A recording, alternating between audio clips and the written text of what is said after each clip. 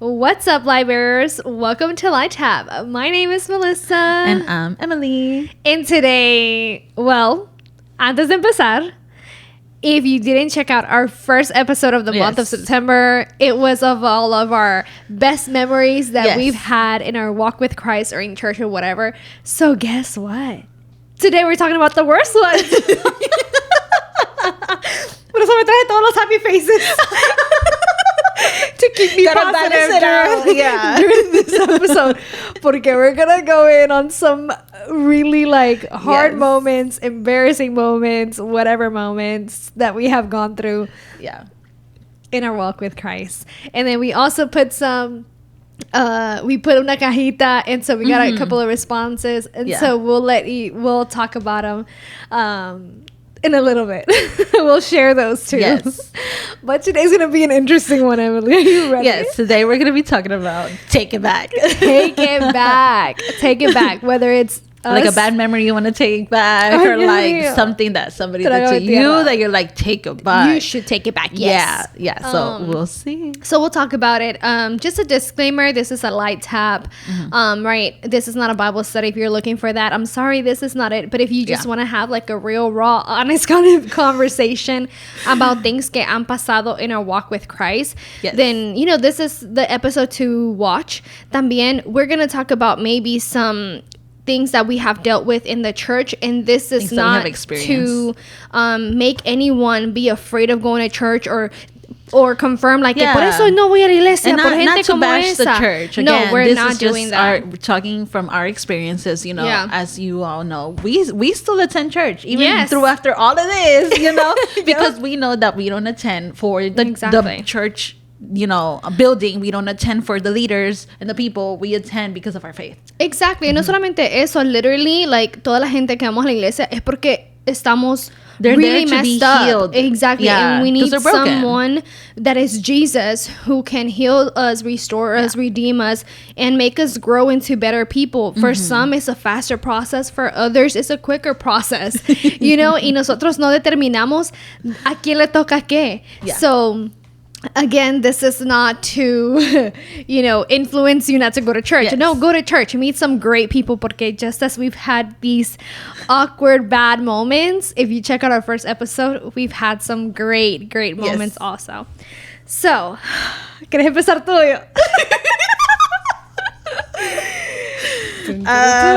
Okay, I'll start. I'm really nervous with this one. Mine are pretty they're pretty silly, except for maybe the last one, because I got like a couple memories, right? But for this one, I don't know, it's a little uncomfy, but we're gonna talk about it anyways.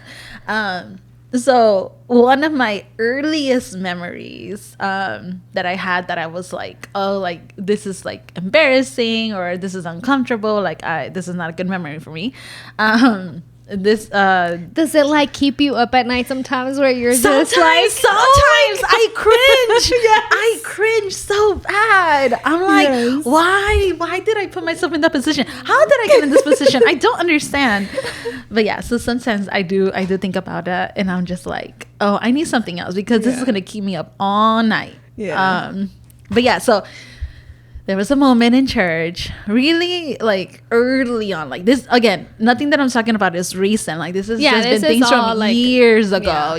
I couldn't have been no more than like 13 or 14, maybe. So I remember that we had you were there, but you hadn't made the dance team yet. Okay. Yes, this was back in the days when like our previous leader, she wasn't like a dance team leader. She was more like a director. Yeah, they like just did dances. So I remember I was part of that dance team, and I remember we had to have like these giant buns. And that was like a big, I don't know why that's important to the story, but it is. And I think it was because I was really uncomfortable with the bun. I didn't feel pretty or whatever, you know? Yeah. So I was already uncomfortable. And then I had to go up to the in front of the church, and I had to give a presentation why did I give this presentation? I have no idea. I don't know if it had to do with like the sermon for that day or something, or it was a special day. I don't remember. Or maybe you just felt real convicted. I have no idea. I just know that it had to have something to do with the preaching, because why else would they let me talk about this on a random day? It had to do with the preaching. I just don't remember. I'm gonna ask my mom one of these days. I don't know. The point is, I went up to the church, and everybody has a moment. So this was my moment, and I had to give a presentation. The presentation was about a very heavy topic. Keep in mind, I'm like 13 or 14 years old, and I talked about abortion. And I can already see the people were looking at me like, why is this girl talking about this? She has no idea what the heck she's talking about. But I had come with like, these facts. Are my resources. These are my facts. Like, this is why this happens and why a life is considered a life. And we've already talked about this in another podcast. But I was adamant. I was like, this is why. And you must listen. Con todo el passion. I was super passionate. Super passionate. And why the heck? I remember I was nearing towards the end of the presentation. I'm just looking around, and all these people, I felt like the people were looking at me like, she don't know what the heck she's talking about. Mm-hmm. Like I felt like they were looking down on me. Again, I don't know if this is nerves or something. I was just like, why did I even bother coming up here? Yeah. Why did I talk about this? And I was like, y'all don't understand. Y'all don't respect this topic. Like, what the heck am I even doing up here? It's so embarrassing. Like, y'all don't even freaking care about this. And I remember one of the hermanas, like, a really like close hermana to me, came up while I'm bawling my eyes out in front of the church. Okay. She came up and she's just like giving me a hug, right? That's so embarrassing. And she's like, let's give a round of applause to Emily. She's done her research. She's very passionate about kids. You know, this is a topic that, like, you know, we don't talk about a lot in the church, but it's a respectable topic because she has made us aware about this. I'm just like, trágame tierra. Like, I just want to walk away, but you're holding me here. Let me walk away. Holding you hostage to the mic. And the whole time I'm just like, I just really want to go. I'm sure my makeup has smeared everywhere. And you know, back in the day, ¿qué yo sabía de makeup a los 14 años? I had like not waterproof mascara and like 2 tones of makeup too dark for me, so you can see the streaks of cries and everything. Like I felt really inadequate. Okay, this was really so uncomfortable. funny. So I remember that was one of the most cringiest moments ever. But I remember that overwhelming feeling of y'all don't care.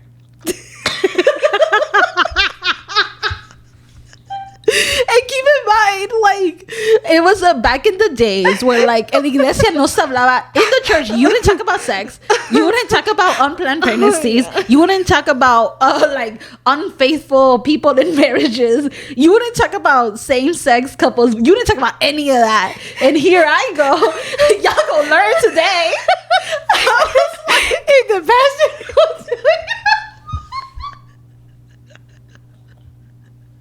I don't know. One of these days, I'm gonna go look to see if I still had that presentation. Oh my god, that is like the funniest I saved thing everything. Ever. So. And it's so funny because I know you. Espérate. Wait. Not only did I have a presentation and resources and pictures, video. I had. So you do remember? I had a whole video. Remember. It's como que like as you're speaking, I say como flashes of like this scenario, and then I had a whole video where the like it's not funny, but the baby was like in the womb, like it was a fetus. No, lo están quitando. Like, yes, pero like it was right before the process started. Oh. And they started saying, you know, we're not gonna talk about what they do, but they give a drug before they start the process of the abortion, and the drug is basically to like have the fetus removed from the mother, so it's no longer living, supposedly, or whatever. But it's different drugs, and again, that was back in those days. I don't know if they still do that now. So I remember the baby is, so you can't hear the baby talking, but the baby was, somebody was talking for the baby saying, Mommy, I don't feel well. What is going on? Like please narration. Help me. Yeah. And little things like that. Mm-hmm. And then the whole time, I don't know, like all I saw was empty faces. And I was like, y'all freaking give a damn. Like, yo, I'm pouring my heart out to you people. And y'all could care less. Clearly, I'm still passionate about this.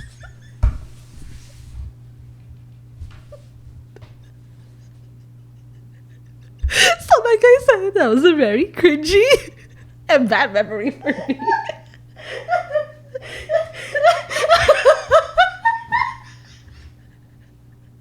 Yeah, so I still cringe thinking about it. Oh my god, I'm like... So yes, obviously that was one of my most cringiest memories. That was not a good memory for me. I love this episode already. Oh my god, Emily, it's so funny because I know you. And you get so passionate about certain things. Which is good. Hey, power to you, girl. I can laugh about it now, but thinking to like 13, 14-year-old Emily, oh my god, how embarrassing. But the fact that you were like back and people were saying, what did you expect? I don't know.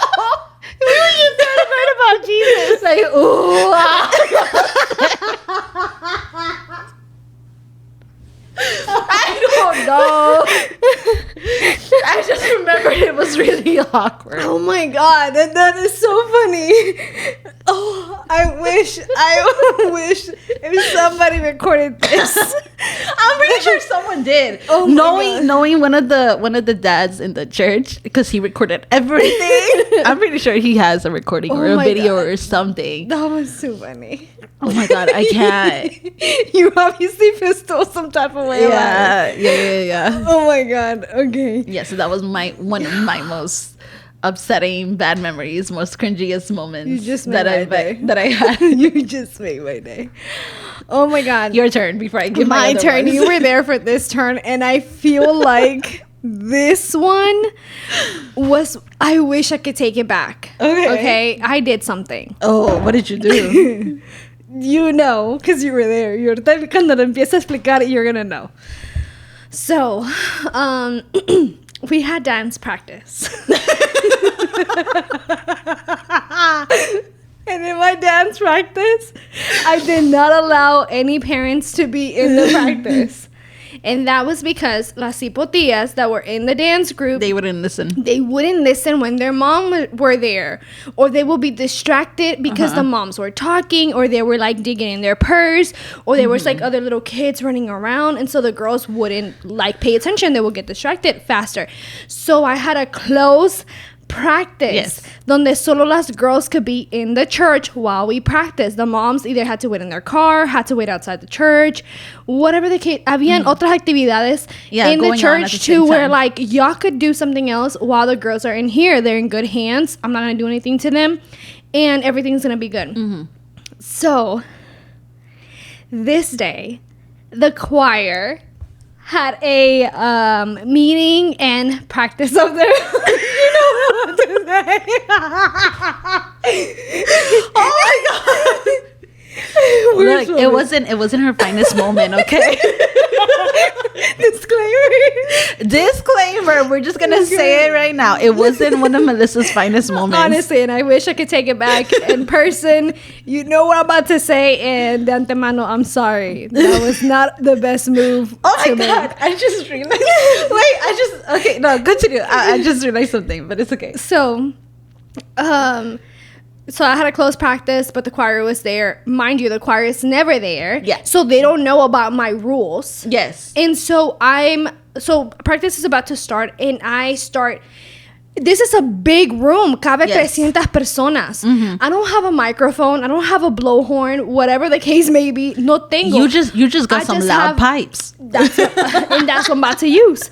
And so I'm in la little booth del sonido, and I start just telling the moms, which I normally do, and they were okay with it because they can hear me. And I was like, okay, solamente las niñas de la danza pueden estar aquí, por favor. Si no está en la danza, se tienen que ir. Please, agarren sus cosas and like, please, you know, get out of the church porque ya vamos a empezar la práctica.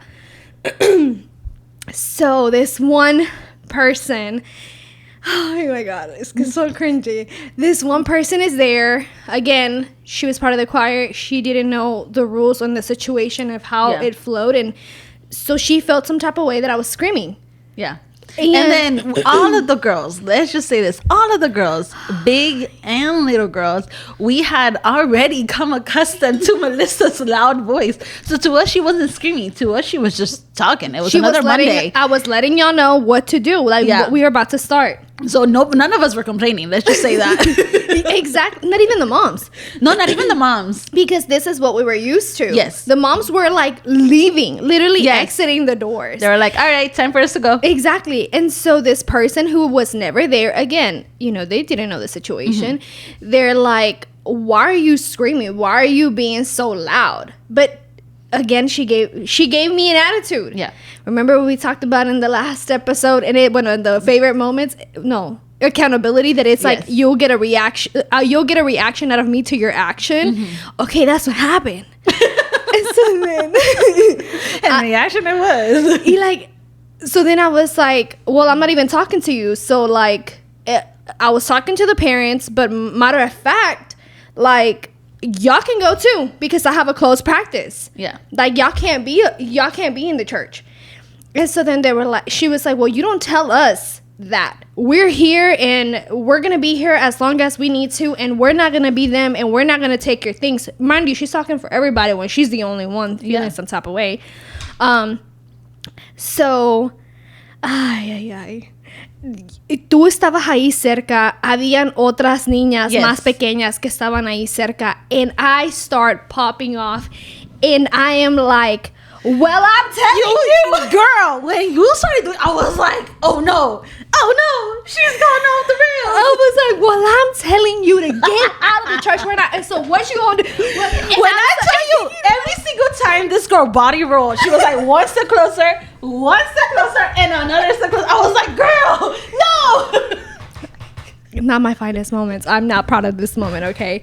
This is why this in this like episode. When I tell you close, like every little body roll was closer and closer until she was like all up in her face. And like when I tell you this was like an hermana, this was like an hermana. Like she was not, she wasn't about to like. Yeah, she wasn't a teenager. Like, she wasn't. Like she was a grown woman. Yeah. That obviously was not gonna like. Let a little be girl like, okay, what's up? Her. Like she wasn't. Yeah. But she was like, well, you better get your finger out my face. And es que look, ¿para qué? Es que, my thing is like, you don't tell me what to do. So I was like, to me, it was like, now you're challenging me. And the crazy thing is like, what I was thinking the whole time, I was like, oh my God, you don't know her. Please do not tell her. Do not tell her anything that's about to trigger this girl because you don't know her. Yeah. You don't know where she comes from. You don't know where she's been through. If she wanted to, she would. And I was she's and I was like, she's so gone. She's forgotten. She's at church. She forgot who's here. She forgot what her responsibility is. Yes. So best believe she is not about a. She doesn't care who the heck you are at this point. Yeah, honestly, I was like, she's gone. It was like I was gone. All I saw was red. She could see, was and red. I was like, my fist is gonna touch your face real quick. And so I think that because the leader the choir was there, and he was like, cuando he saw me like now reeling in her face, he was like, okay, let's take a time. He's like, no hagamos esto, estamos en la iglesia. He's like, hay niñas viéndonos, and that's cuando me cayó like, oh shoot, like I just did that in front of everybody. And I was just like, crap. And then he's like, estamos delante de las niñas, whatever, like nosotros no tenemos que actuar así. And then he gave us a whole sermon about like, no tenemos que actuar de esta manera, like we're supposed to love each other, we have to be an example. Tú eres la líder de la danza, tú eres una corista, this is not the way that we should be acting. Like, if Melissa has rules, okay, we have to respect those rules. But Melissa, there's a better way to say things. You know what I mean? Like, he told us both things. And then at the end, he's like, okay, y quiero que se disculpen.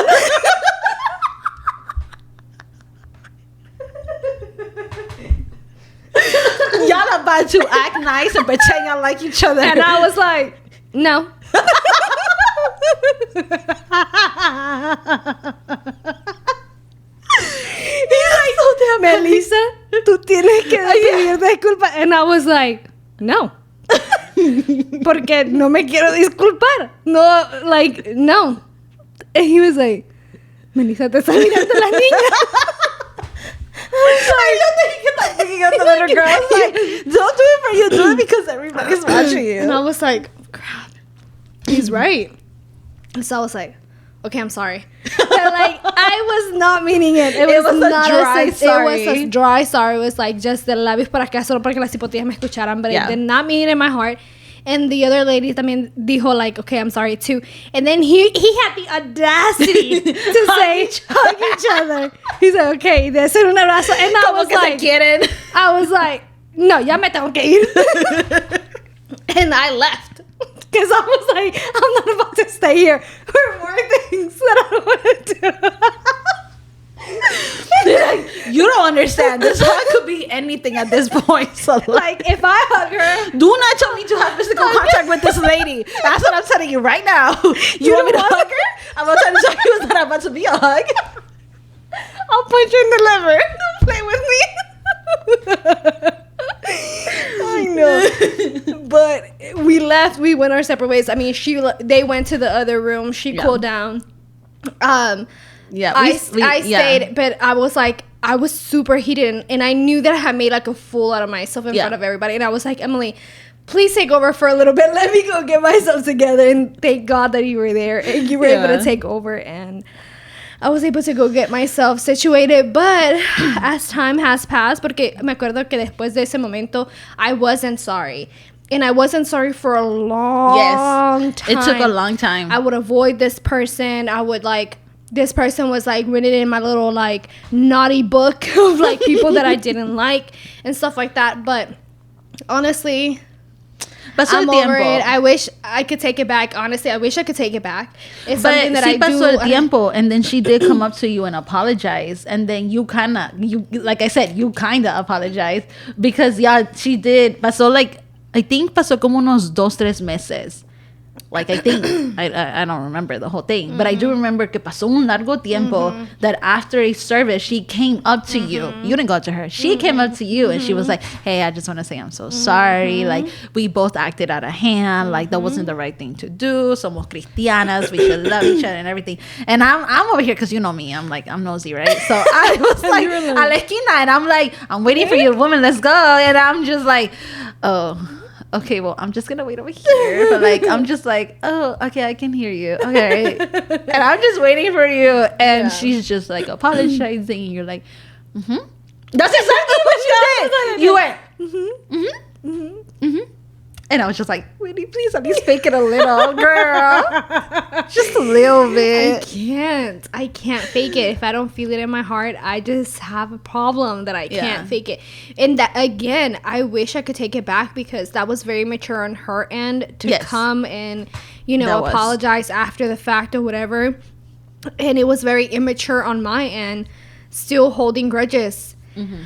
But again, I was just like, at least like we kind of had it resolved a little bit, whether she meant it or not. At least she apologized one more time in a more civil manner, you know? Yes, other than being forced after we were about to like go. To me, I was just like, okay, that's okay. They resolved enough of it where we can just let it go. So, in that moment, It was horrible. It was horrible. Like, every time I think about that, I get so embarrassed.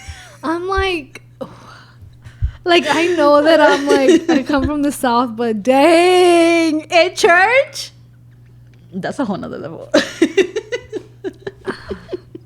One thing led to another. But that was horrible. Horrible moment. So we put in our cajita de our stories, we put some like, hey, leave us your worst moments too from church or whatever you can remember. And so we got some responses. And this one person, we're gonna be doing these like randomly throughout our episode. Sorry. This one person said, watching a movie with your small group and realizing it's rated R. Always check the rating before watching it. And then I got authorization to play these audios, so we'll hear the full story. Okay, so what made this even more awkward was that we just met these college guys. So this was during a time called Welcome Week, which in college ministry, new freshmen or really new people come in on campus, and there's a lot of movement, and this is usually the opportune time to evangelize. So imagine this, we just met these guys, we told them we're starting a Bible study. A Bible study. And they're like, oh, cool, right on, yeah, I want to be part of a Bible study. And so we invite them, and we try to do things to just hang out, get to know them. And we thought, hey, you know what would be fun if we get a bunch of guys together, invite them at our house, and watch a movie. And that's what we did. And one of my friends suggested The Universal Soldier, which I'm like, okay, cool, an action movie, that would be fun. So we were there watching the movie with these new guys that we just met. And the movie was great. You know, explosions, this epic backstory, and, you know, people fighting each other. And then in the middle of the movie, we have this scene, a guy and a girl. I'm not going to go into details of what that scene was about. It is. And me and my friend just looked at each other and was like, oh no. So afterwards, we talked to the guys. We told them we're sorry. We didn't know there was a scene there, and some of the guys were understandable. That they were like, oh, "Okay, yeah, we understand." And some of them laugh, and some of them to this day, like I still have connections with some of those guys, and you know they laugh. So as you can see, you guys, be careful. Be careful when picking a movie for your Bible study. And actually, one of my another memory that I'm having and talking about movies is one day, so it was a group of us that we would hang out after church, and they were like, hey, let's go to our house to watch a movie. And so we were like, okay, cool, like apenas salió una movie, we want to watch it, whatever. Y yo voy, right? Yo y Oscar vamos. We're there, and it turns out that they want to watch, I think it's called Insidious. Oh, a scary... Yeah. Scary demonic movie del mismo infierno. And if you know me, I don't like scary movies, even if they're like thrillers or whatever. Like I can't. I'm a big baby, I'm a punk, my heart starts racing, I will have a panic attack. And so I am like sitting there, and I have no choice. You're already here. Because committed. Oscar likes scary movies, and he's not trying to go anywhere, and they're all like not trying to do anything. So I'm like, I guess. And so I have a pillow in front of my face because I'm not trying to watch the movie. But you know how like you have a pillow and you're like watching con un ojo, like, and then you like pop back up, and then you're like, so I still saw some stuff, and I could hear it. And the house that we were in, oh no, the pastor's house. Oh no. So I don't know where he was, but he wasn't there. And we were watching this scary movie at the pastor's house, so I guess I felt a little bit safe. I don't know, but we watched it, and then we went home, and no one could sleep. Like, we all talked about it the next day, and we were like, dude, were you able to sleep? No. I felt this, and I heard this, and I did this, and la la la. Y todos muriendo this movie? I don't remember. You're like, me lavo las manos, yo no fui. I would never. I would watch freaking Moana all day.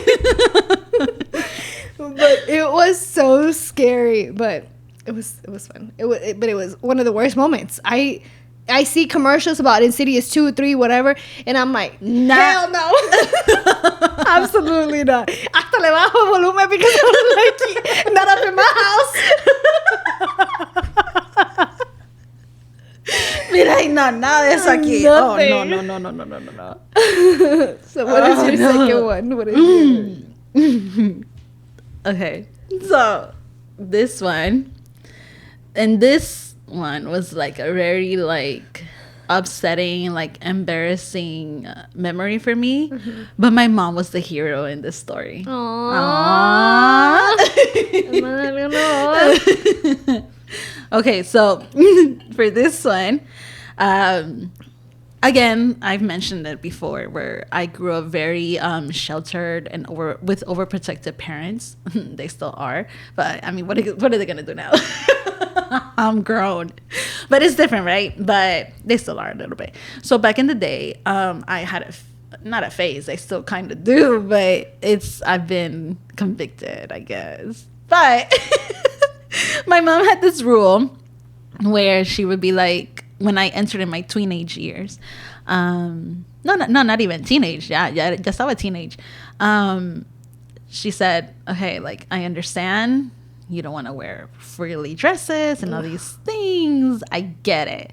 But if you're going to go to church, you're not about to go to church with no ripped jeans and no, like, whatever shoes. You got to come correct. Yeah. And I said, okay, what does that mean? What am I allowed to wear? And she said, I don't care what you wear as long as you have a dress on or, like, a skirt with a nice blouse. Mm-hmm. And I said, all right. Bet. That's what you said? That's what I'll wear. You know, where it says malicious compliance. Oh, okay, that's Lord. What I did. I did malicious compliance. Back in the day, your girl was a little bit more skinnier. I had nothing, not top, not bottom. Okay, back in the day. Now, not so much, but back in the day, I didn't have top or bottom. So I was like, I got nothing to hide, period. And that was me being honest. I was just like, I don't care. Even if I have like a low cut down here, no one a ver nada. Exactly. So, and then my mom knew it too. I mean, she's my mother. She knows. So I go, and I've been having this one little skirt that I just didn't wear that often because it was pretty high cut. Like it had a thigh split. Okay, and it was a little pencil skirt. So we all know what pencil skirts look like, all right? Tight. So, yeah, body. Tight. And I had a black button-down shirt all the way down. And back in those days, I was extra small. And the skirt was like a 00. So I was just like, yeah, who cares? Like, get one of it, right? Like, it didn't even look tight on me. So I put on my heels, and my mom's like, oh, you look nice. You know when they lower, like, or they make their voice like a high pitch, and like what was exactly? And what was my mom gonna do? Swallow her words? Yeah, that's all she could do. As long as it was, she wasn't about to go back on her words. Uh-huh. She wasn't. She was like, I'm trying to parent, and this is what's gonna be happening. Uh-huh. Then so be it. Like, at least she's listening to me. Yeah. So vengo yo, and I'm like, I look good, right? And she's like, yeah, you look nice. yeah. My dad had a strong struggle, right? Like, he was having a hard time. My mom was just like, leave it to me. Don't even leave it to me. I remember he just gave me a side eye. He was just like, eres un chicken. That's my nickname, right? That's his nickname for me. So I was like, all right, let's go. Nobody said anything about it. I was committed. This is back in the day where I wasn't super confident in myself. That's important. So I was just like, I feel good. I feel like I look great. Like, I am feeling so beautiful. Yeah. Great. That's all that matters. And that's all that mattered to me. And so we're going to church, and my mom's just like, all right, like, make sure you're here. Because I was doing some stuff for the church. I've always been really involved. So I was doing stuff and walking around in some freaking 5-inch heels. But I was doing it. I didn't care. So in that church at that time, we had, like, obviously we had the church area for the service and stuff. We had different rooms where kids would give classes. We had restrooms, and we had a whole kitchen. And I'm like passing through back and forth. And there's this one lady that comes in, and I'm just getting some snacks for the kids. And she looks at me. She's like, oh, you look nice. Again, right? And I was like, oh, thank you. And she's like, that's a really high thigh split. And I was just like, oh, yeah, I mean, it's all right. It's not that bad. And she looked at me. She's like, has your mother seen you? And I said, yes, ma'am. And she thinks I look great. And she's like, oh, I feel like you're showing a little bit too much skin for church, you know? Maybe dress a little bit more modestly next time. And I was like, who the hell are you? You're not my mother. And then, of course, my mom raised me to be, you gotta be a good little girl. Don't talk back to grown-ups. Don't be saying nothing. I was just like, all right. Me la guardo. And I didn't say nothing at that time. Let's be clear. I was just like, the only thing I said was like, yes, my mom has seen me. And she approved it. She liked it. You just hate it. No, see. Sorry, I took it back. Yeah. Okay, so I was just like, and I gave her a fake smile and I left. But best believe, when we got home, I told my mom, I was just like, no, like, así no se van a quedar las cosas. Yeah. So I go, I'm gonna go and I'm gonna snitch on you. Yeah. So I went and I told my mother, I'm like, Mami, this lady came up to me and she was saying that I was showing too much skin and that I should dress more modestly and that I'm over here like provocando. Basically, she was telling me I'm provocando los hombres. Like, what the heck? Like, I'm a 14-year-old. What are they looking for? Yeah. Like, that's not on me. Like, whatever. And what are they gonna... There's nothing to see. Yeah, like, what the heck? Yeah. So I felt really off because I went in confident and then I went out of church feeling body shamed. And that's when everything went downhill and I had body issues. But whatever. It was what it was. I was like, whatever. At that moment, I was just like, Mom, what you gonna do? Handle it, Mom. Yeah, exactly. I'm like, back me up. You've been backing me up this whole time. Okay, back me up. So she was like, she said, what now? And she tried to like body shame me. All right. And she didn't say nothing. And that's next time, when parents don't say nothing and just like, all right, leave it to me. And I was like, you my mother, handle it. Because like, you know, parents, especially like mothers and fathers, especially mothers, they're like, don't touch my kid. Don't parent my kid. That's my kid. You got your own kids to parent. So she went up to the lady. I don't remember what she told her. She was just like, this is not your business. Like, that's for me to handle. And she never told me what she told the lady, but she did tell me a couple of weeks later that she was just like I guess she was ranting, and she was just like, I don't know why the heck she came up to you and told you like all these things when she literally went up to the pulpito to pray in some tight, like skinny jeans, ripped, and like, you know how there's like nowadays it's really popular to have pants like high rise, but back in the day low rise was all the rage. So this lady came with some low rise jeans, tight ripped jeans, and mind you, she was the wife of a leader at the church, and she went up there to pray, and normally we like kneel down to pray, and I'm always sitting in the front because I wanna take notes, I wanna listen. And she kneels down and she's wearing a tanga. She's wearing like a little tanga, and I'm like, oh. And I told my not my old friend, but like she was like a grown up friend, right? I always used to sit with her, and I was like, hermana. I was like, oh my God, qué pena. And I guess my mom has seen too, because she told me that same day. But some of the ushers ran and they threw a towel over her to cover her. And then so that same day, my mom was just, I don't know why she's talking so much smack about you when she's over here showing her whole like butt to the public, like, and the audacity for her to say something like that. Yo. And I was just like, you see, and you over here telling me something, and you can't see nothing from me, but lady, you showed all your jewels to everybody. Ew. Like, that is so not right. So that was one of my like worst memories, only because like, unfortunately, because I was so young and I wasn't fully matured, that did affect me for a long time, where I was just like, I don't believe I had body dysmorphia. I do believe I was body conscious. Yeah. I wasn't confident in myself. Like, I still dress the same way. Obviously not showing too much, because let's be honest. If my mom thought my thigh split was too big, or if like I've had my shirt buttoned down the other way, because it wasn't, but I'm saying like if it was, there's no way in heck she would have let me leave the house. There's no way. So if it was okay to her, who else? Why does anybody care? Gente? So I did go through that, and it did leave me with a tiny little scar for like the longest through my teenage years, where I was just like, I don't care, I'm still dressed like this. But it wasn't because I felt confident. It was more because I felt like I had the right. And my mom never told me no. But best believe, little by little, I was just like, I'm not skinny enough, I feel too fat, I feel like everyone's looking at my body, like, even though I was still dressing like that, like, not overly provocative, but to me, somebody who has been sheltered, it felt provocative. And I didn't do it again to attract attention. It was more because I wanted to feel confident in my body. You liked how you look, like, te gustó como te mirabas, and that made you feel good in that moment. And if you were struggling with that, why wouldn't you want to wear something that makes you feel the complete opposite of what you were just feeling? And that was the whole purpose of me. Like, a man being a hater because she didn't look like that, and then her whole thong and ass were out. Sorry.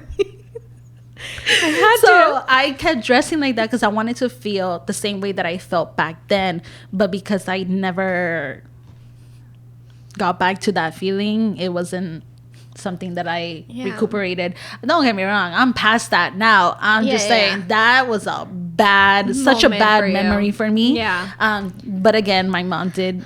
She never told me. She never told me what she told the lady, and to this day she won't tell me. But she definitely went, and she was like, hopefully she could take this moment back, lady, or wherever you are, whoever you are. Si usted le dijo a la Emily que se quitara esa falda, whatever, y luego usted estaba enseñando lo que estaba enseñando allá en el púlpito, take it back. So that wasn't such a great memory, but at least, we can laugh about it now. And that's what matters. Okay, so like we said, we had a little box in our stories where people could write in or message in, whatever. And we had another one. So they said, back in my dancing times, and this was a girl who was in our dance group, okay? Back in my dancing times, I peed myself in the middle of adoración, and it left a mark. So I was like, no way. How old were you, and why did this happen? She's like, I think I was like 10 or 11, around there. I turned around and asked me, Melissa, I have to go pee. She says that I shook my head and said, hold it. And she mouthed it. I can't. I think it's because ya estaba en adoración. It was almost over. And so they were like, so then I was like, hold it. She's like, I can't. And so she shook her head again. And then I went to go to the dance step. And then, boom, I felt the worm going down my leggings I had underneath. And I ran and I left a mark in the carpet. And my mom ran to the restroom and was crying because I peed myself. And Emily was like, you've just gone. And I cried more. And it's funny now. You just what? You've just gone. I guess, like, you just peed. Like, okay, like, it happened. And so that made her cry some more. That was horrible. Imagínate being a little girl, and I'm like, me? I did that. I turned her back. I was like, I told you no. She's like, yeah, you were really strict. Which is, we were talking about that in our favorite moments episode, where I was a strict she was really leader. Strict. And just as I explained in the other moment, that I was like, everything was supposed to be some way. So if she was, the thing is, like, y'all gotta understand, she is not like she held them captive, okay? Like, there were strict rules for a reason, and she told them, before the service starts, come early, or if you're gonna be on time, go to the restroom. You want to drink water, bring your own water bottles, make sure your hair is done, so you don't need to do anything. You don't need to have no bathroom breaks. Like, there's no stopping during alabanza y adoración. Like, there's no stopping once you start dancing, especially if she was the leader, because that's kind of what it sounds like, como que she was leading adoración. And if she's leading, then who's gonna go follow? And they're little girls, they can't just problem solve like that. So I get it. And then especially if you're like, oh, but you just had a bathroom break, like, I don't think it's like, it's not an emergency, like, you don't need to go now. But I guess for her case in that day, it was like she needed to go. Oh my god, I feel bad. I feel so bad. But I mean, that was bad leadership on my end because she was little. I should have let her go. I think about it now and I'm like, I wish I could take it back. And I'm like, I'm so sorry this happened. She's like, no, it's okay. It's funny now. But, you know, that's bad because I know that I have been a bad leader sometimes. I've had my bad moments. I remember when we started with the dance group, when it was just teenagers, I've hurt some of them because, mind you, before us or before me leading the dance team, there was no dance team. So there was nobody that I was like, that was showing me and guiding me and teaching me how to lead other girls. And I was like 21, 22 years old. So I was still trying to figure out. 21? Yeah. What? I was young. I had a couple years nada más de ser casada. Dang. So, that's true because early on I was still your third. I mean, I still am your third wheel. And I was like really young. Ya me acordé, sí cierto. And so like I didn't have anyone who I could go to and be like, how do I deal with this situation or how do I deal with that situation?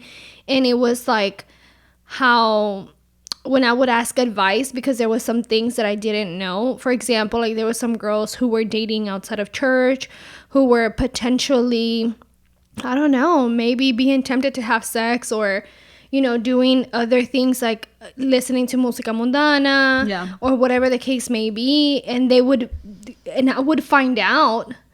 And I was like, well, what do I do? Because these are still ministradoras de adoración y alabanza.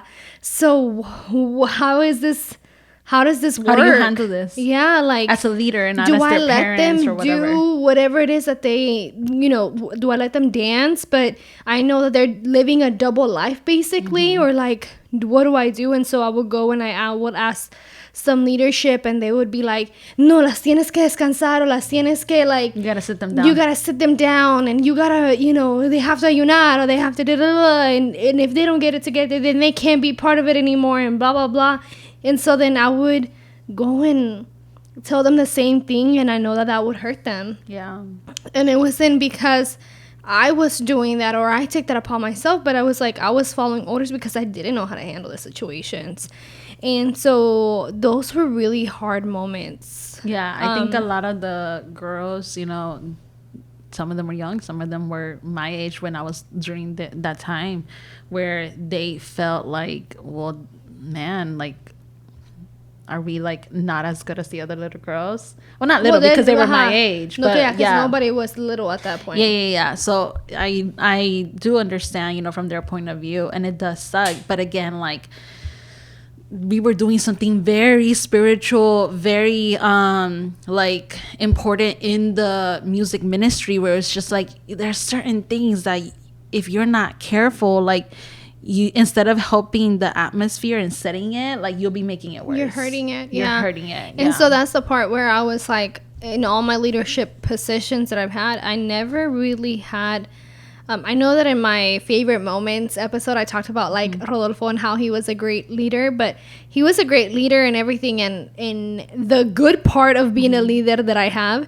it came from him, but he was there for just a little bit. Like he wasn't there for like years and years and years and years, where I got to learn a lot. So moving forward, the leaders that I did have, they were doing the best that they could. And it all came from real like leadership más arriba de ellos, and so it was like we all kind of learned and we were all basically doing the same thing. And so I remember hurting these girls, and even like what she's saying, like, oh, you were just a strict dance teacher, and it was like, yeah, I was strict in everything. I had no space for grace or for like, okay, understanding or empatía or lo que sea. It was like the girls were tired and I was like, nope, let's do it again. Hands need to be straight, faces need to be smiles, and all these things. And it wasn't like the greatest moments, because and I wish I could take that back, and I wish I could kind of do it over, because it was like, dude, I had no grace. I had no understanding, no empatía for these girls. And Those were one of my worst moments ever. Like, I can't believe that. And to think that she peed on herself, like, that's so embarrassing. Dang. And I'm just like, dang. Like, if somebody would did that to my child, I would feel some type of way. Mm-hmm. But, you know, do you have a last one? I have one. Talking about leadership. Yeah, talking about leadership. I have one that's a little toughy. Yeah. You know, like your girl has been through a lot in the church, but again, it's nothing that like as a grown up you can't overcome with again mercy and grace and understanding and through your faith. And before you say this is, again, this is not to make you not want to be part of the church. This is just experiences. Just like you are human, so are other people, especially leadership. They're human too, and they're trying to figure it out too. They're doing the best that they can for some moments. Some moments like these that we've talked about, some are crappy moments that we have that we wish that we could take back later. So es importante de que tú no pongas tu mirada en una persona, sino pongas siempre tu mirada en Dios. And then you gotta realize, like, I'm not saying this to bash the church or the leaders. It's more of like, I wish that, like, this is one of my biggest wishes when I was younger, right? Like, yeah, I had friends. I had people my age. I also had older friends, my mom's age, you know, but I never had that confidence that I wish I had the way that I have with you. Back in those days. So, you know, there was nobody that I could confide in or somebody to tell me like, no, you weren't wrong, or like, no, like this was handled incorrectly, or just somebody to give me advice. Where I felt like I could be heard and not judged. So I hope that, like, instead of what we're saying, especially what I'm about to say next, it's not something that you take negatively. I hope that it's something that encourages you and actually be like, I can relate. Because we don't talk about crucifixion in the church enough, where people go after you and you feel like attacked some sort of way. Church hurt. So church hurt. So I hope that like you can relate to what we're talking about, because I know that there's probably somebody out there that is like, I can't share this with anyone because they're gonna think I'm bashing the church. They probably left the church because or they left the church. Like this. And I hope that like you can resonate with my story and be like, I'm not alone. Like, I still believe, but because I'm church hurt, I don't feel like I can go. But I hope that this helps you to take the right steps. You know? So my next story, again, we're talking about leadership. This was a little bit later in life. It was when I was younger. I was still pretty young, you know. It's been more than like, definitely more than 7 years now. Was it? Oh my God. I don't know. We're not going to talk about specific times. But this was during the time that I was like, I don't know how I feel. I was like thinking like, oh, well, I'm just going to find somewhere else to go because I don't feel comfortable where I am at this moment. And this was a personal decision that I made for myself. It was made easier because of circumstances that were going on around the world. But it was definitely something that I was just like, this is something that I feel like I have to do for myself. And it was a tough decision as somebody that like, grown-ups have to make this tough decision all the time for their own families and things like that if they ever have to go through something like this. But this is something that I had to go through while I was still young. And I was like, I don't know if I'm making the right decision. I can't even ask anybody. Like, I could ask you, but you were going through the same thing too. And I was just like, I don't know. I don't know if I'm doing the right thing. But at this moment, I know that I can't continue to stay somewhere where I feel like things were not going the right way. So I remember there was this one leader who called my mother. I didn't get to talk to this person, but there was one leader who called my mother. And, you know, like, I'll be honest, my mom was a really influential person in church, my mother and my father. And this person went up to my mother and they started bashing me. And they started talking about things, saying that I was over here acting like I'm like una persona mundana. Like, I'm over here doing wild things, seeing people that I shouldn't be seeing, and that, like, I was just out here wilding out like a party and this girl. This is not just any leader. This was like a prominent leader. Yeah. That I was just like, I respected you. Like, I saw you as like part of family. Like, I really did. Yeah. And they decided, I don't know what state of mind they were at that moment, but they decided to call my mother let's just say very late at night, and they just went off. And my mother was like, never call me again. I am not gonna sit here and hear you insult my daughter to me. Yeah.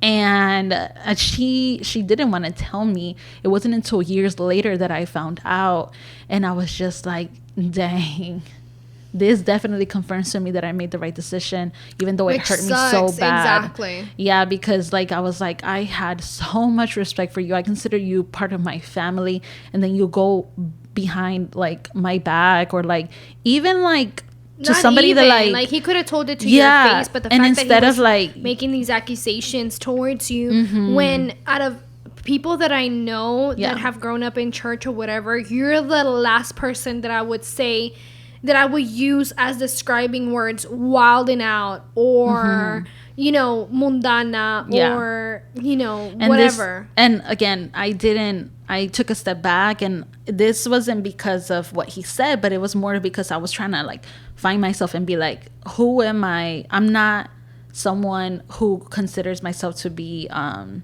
like, I am not, let me say this correctly, I am not this church's person. I am a child of God.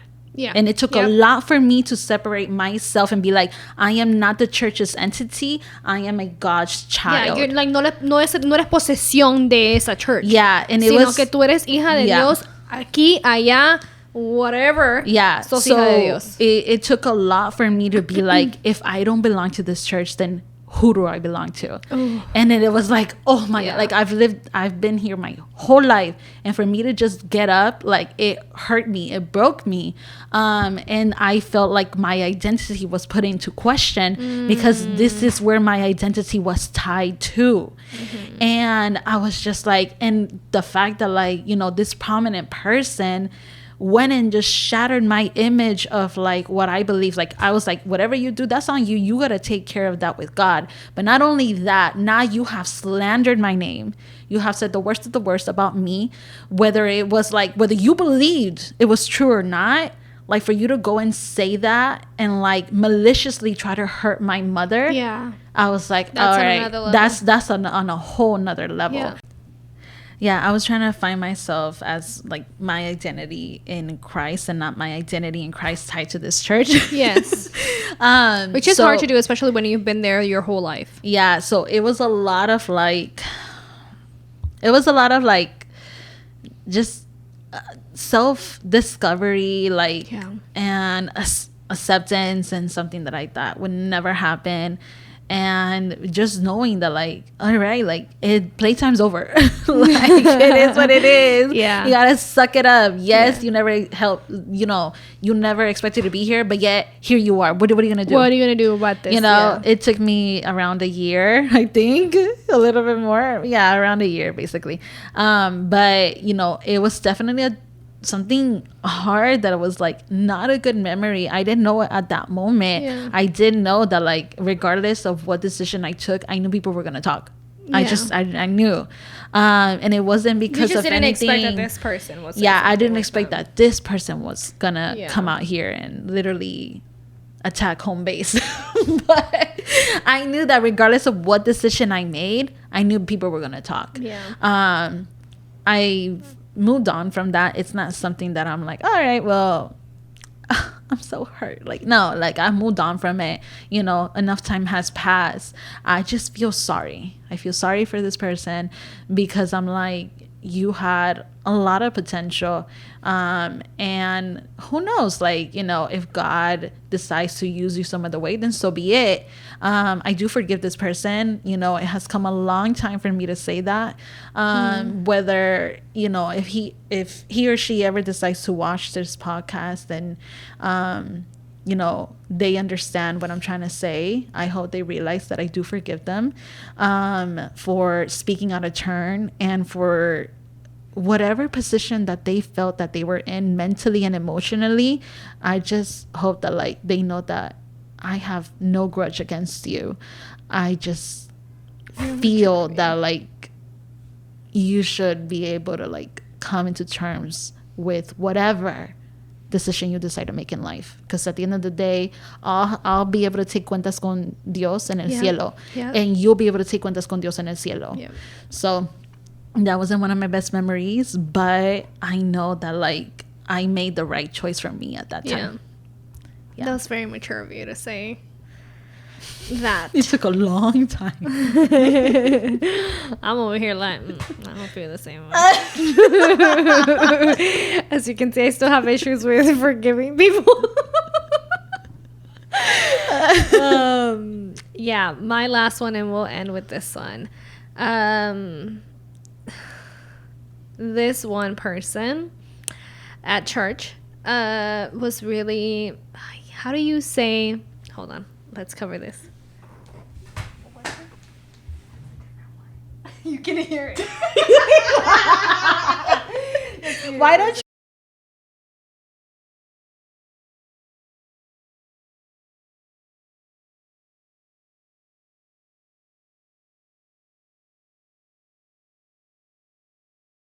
I was gonna say something else. Let's just... All right, sorry. Because I cannot. I didn't know what to say. This person was a stumbling block in everything that we did or that I did. Oh. And mind you, whenever I would create something, it was like something was being created. There was nothing anterior aparte de eso. So like I created a dance team, and this person had a problem with it. Que queríamos danzarle al Señor, which blows my mind. And best believe it wasn't something that we were like, oh, we're just gonna start and y'all just gotta do with it. No, we had permission from our current pastor. We were we went through the steps to get approval, everything. We did everything that we were supposed to. We were respectful. We talked to the musicians. Everybody was on board. It was different. It was something that teníamos que, adjust to each other. But everybody was on board except for this one person that would just talk so much negative things about it. When I'm like, we're just trying to worship God just like you do. It's just differently. But when we started the dance team, they would talk mess. It felt like we were like an estorbo, like we were in their way instead of like we were sharing. Anytime that we would try to like an uphill battle, like we were going up, y es como que like no, like it was hard. And then I remember that we were at a Spanish church, and we had a team of us. We had an idea to create an English service, and so we had different meetings with leadership of the church to make this decision and to see like if it was going to work for the church and see who was going to run it and all these things.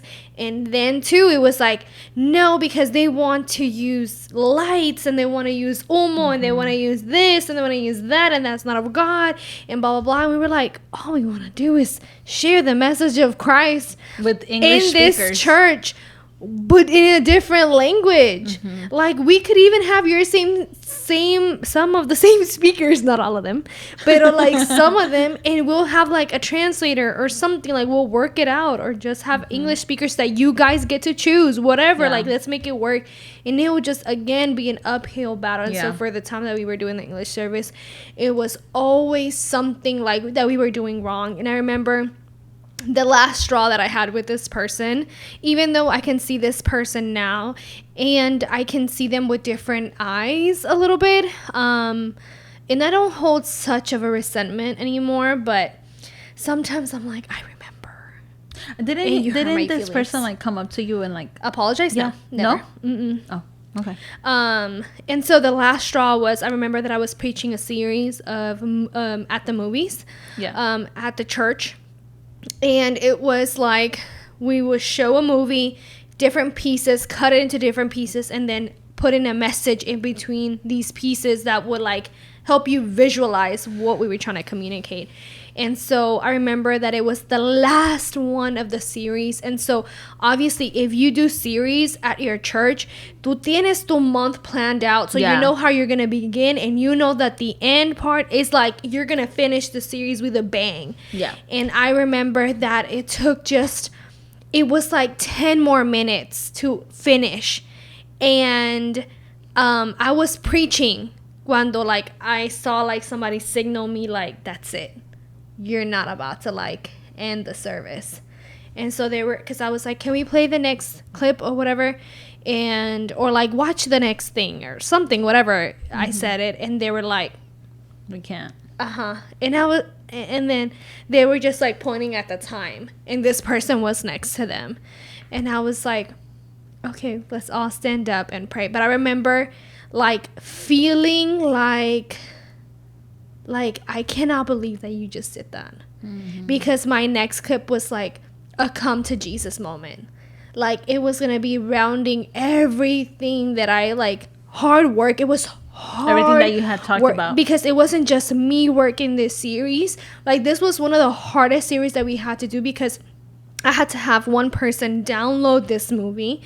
I had to have another person. I had to look at the movie, decide what parts number that you wanted. Like minute no sé qué, con second no sé qué, through minute no sé qué, then second no sé qué, this part cut it, and this is gonna be the first clip. And then I would have to write down like about how many minutes I would have to preach. Minute no sé qué, otro minute no sé qué. Y así, like it was so hard for now this editor to go into this movie and now cut it minute con second and put it all together into this one big thing, and then like give it to the people. And so it was so much work for not just myself, but it was for other people. And then to get it cut, so I didn't the worst part, it was like I remember like we finished and I prayed, because pues ya estábamos terminando el servicio, and I wasn't gonna be like, I hate y'all, and I wasn't gonna like do all that. So terminé el servicio and whatever. And I remember going to the back to the team that I had worked with, and they were like, yo, I can't believe they did that to us. Like that was so messed up. Like they have no idea the amount of work that we put into this project and all this stuff. And so that even hurt me even more, where it was like, you didn't just hurt me, but you hurt my team, because I was la líder from the English service, and I was like, you hurt my team. And for what? So you can like take a couple minutes to like get ready and stuff, like which y'all always start late. Yep. So what's the difference today? I was asking for 10 minutes. So I remember like leadership like that, where I was just like, man, like why are you being such a stumbling block to everything when we're just trying to pursue God the best that we can? Now, I don't hold any bad grudges anymore. It took a while. Years, and even now, like still talking about it, I still feel some type of way. Like siento como que like, oh, todavía hay residual ahí. Because it honestly did, like I feel like if I wouldn't have been strong in my relationship with Christ, if I wouldn't have put my eyes fully on Christ, I think that so much of, I was about to say the word, so much of these stumbling blocks would have really like kicked me out. And I would probably be out in the world. That really like kind of like hurts me to be like, damn, like one person can do so much damage. And obviously this person, I forgive this person. I wish them nothing but the best. And I know that they're leading another team or another group of people, and I everybody deserves another opportunity. And maybe, you know, like we've talked about not our finest moments, maybe it was something like that, and you know everything has changed. And so I believe in that. I believe that like people can change, especially when you have God in your heart and you're wanting to live according to his will.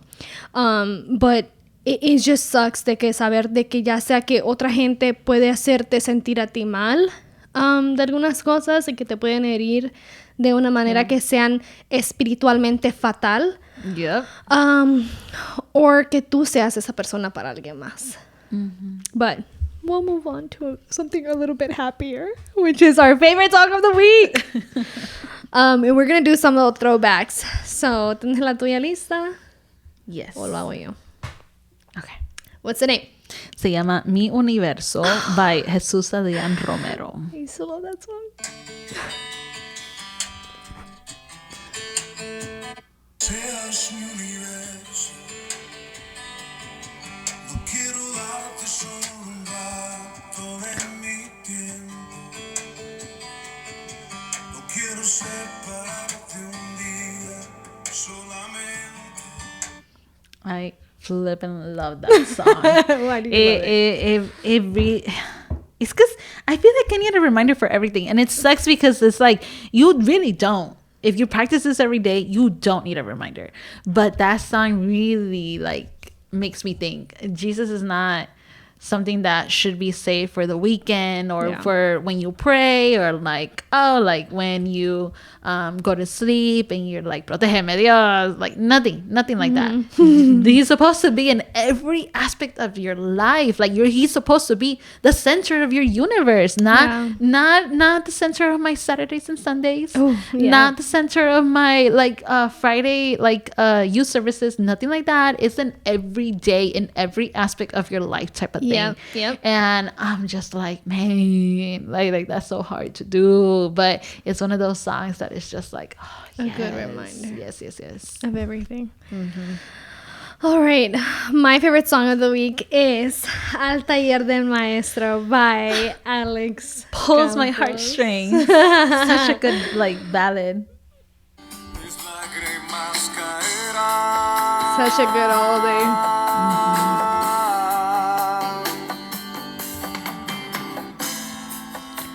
Al taller del maestro vengo, pues él me curará, me tomará entre sus brazos y cada herida sanará. Honestly, this song, I remember listening to this song, and again, I think we talked about this in a different episode, where there's some people who are born in the church and there's some people who come from the world to the church, and they usually come because they have been broken down, beaten up, trashed out, whatever. And I remember me feeling like that and being like, I have all these scars, I have all these broken pieces, I have all of these like rips and tears and everything, and so I am literally coming to el taller del maestro so you can fix me up. Like cuando dice que like somos un, ¿cómo dice? Barro en sus manos or whatever, and you think about like the pottery wheel and all the things that they do, and it's like, dang, like you do see, like you do carve out everything, you do see every little mistake, and you like polish that up, and then like if that doesn't work, then you like start over, but like you don't leave me there, like you fix me up and you sanas todo and everything like that. And I was like, you are the best healer of my heart, of all of the experiences, of all of the mental things that have gone through, emotional things that I've gone through. Like literally I can come to you and you'll fix it. Do you know this writer? I feel like you do. I don't think you know his name, but do you know an author named Max Lucado? No. Lucado, whatever. So he is a pastor. He's like a pastor, speaker, whatever, and he wrote books. And he came from... He's an older guy? Yeah, he's an older guy. I found his books, like me reading to some kids that I used to nanny a long time ago. And the book is about... It's a children's book. The book is about these little puppets. Like they're wooden puppets. And there's always like this one little puppet and this one little girl. And they go through their life in this puppet world. And whenever they get something broken, and obviously there's a story behind it. There's something broken, or they feel inadequate. Like there's this one time that in one of the stories, all the puppets in the town, like they all look the same. They're all feeling great and everything. And there's this one little puppet that comes into town, and he has a green nose. And they're like, oh my God, he's so cool. And so everybody starts painting their nose green. Okay. And there was this one little puppet that he's like, well, I want a green nose too. And then he can't. Like the nose, like it didn't make him more popular. I don't remember what happened. I don't remember if the paint didn't stick or it didn't look well or whatever. I don't remember. It was a long time ago. But I do remember that he was just like, I don't fit in. I don't look like the cool guys. So he went he went to the Al taller. I forget what it's called. The woodworker. He went to the woodworker, and it was an older man, and he was like fixing little toys, little wooden cars and things. So obviously he's the creator of the puppet world. Yeah. And he's like, Mr. Woodworker, like I don't fit in. Like why is my wood different than other puppets' woods? What's wrong with me? And he picks him up and he's like, little puppet, there's nothing wrong with you. Like, I made all of y'all to look different for a reason. Yeah. And you don't need a green nose just like everybody else to feel special. Yeah. You are special because I made you just the way you are. I get chills just thinking about it. I was just like, yes, Lord, yes. And I remember the puppet is like, oh my God, like, that's so right. Like, yes, like, you did make me, and you made every little hinge, my nose, you made my little button nose. Like, my nose doesn't have to look like theirs. Yeah. And I was like, oh my God, that's so cute, so cute. And the little woodworker sent him on his way, and he was the most handsomest puppet in the town. Oh, that's so cute. And then, of course, they stopped painting their noses. And then every single story, there's something that he's just like, no, here I come again. Mr. Woodworker, like, they're making me feel bad. Or, like, I don't fit in again or something, right? All the boys are different, but that was, like, the main thing that he's over and over again. That he's yeah. just like, little puppet, I've told you, like, do you see my creations? Not one thing in here looks the same. Yeah. Everything is different. You break something, I can come to you. You can come to me and I'll fix you because I'm always here for you. Yes, he is. Yes, he is with God, right? Like, there can be one thing, two things, three things, whatever, and you can come to El Taller del Maestro and he'll fix you and he'll put you back. That's why you can take it back.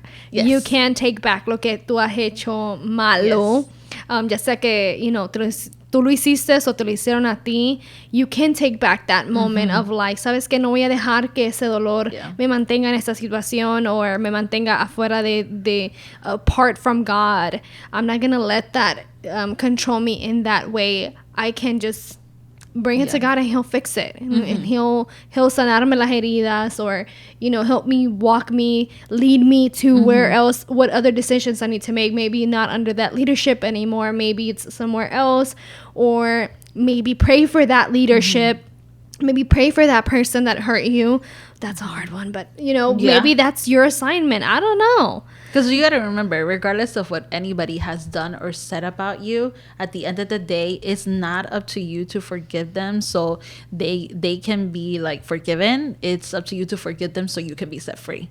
You know, I know that if I would have never forgiven this person, you know, I would have always felt some type of way. Like, I would have felt like, man, like, he or she screwed me over. Like, I can't believe it. I would always have the little espinita that would bother me forever. And that's not something that I want. Yeah. Especially when I'm like, okay, like, clearly this is still bothering me, and it's not something that I want it to bother, especially when I know the truth. So it's definitely something that, one, comes with growth and maturity, and something that comes with forgiveness. If you want to move on from something, that's something that you have to realize it's not forgiveness for the other person, it's forgiveness for me to start my healing process. Again, it's not easy, but it's definitely something that needs to be done. So I hope that, like, everything that we talked about, if not at least one thing, maybe, I hope not, right? But maybe one of the things, if you're that person that it resonated to, I hope that you can sit here and listen to our stories and be like, I'm not the only one who has gone through something crappy. And they're still here talking about God's incredible grace and his incredible love for us. Then who am I? You know, who am I to deny his love for me? We know it's not easy. It took us a while. It took us like a while to even be where we are now. You know, but if it wasn't for knowing that, like, we don't do this for a man, we don't do this for nobody's validation, who knows where we would have been right now. Exactly. So, this is all that we have for today's episode. We'll see you in the next one. Bye.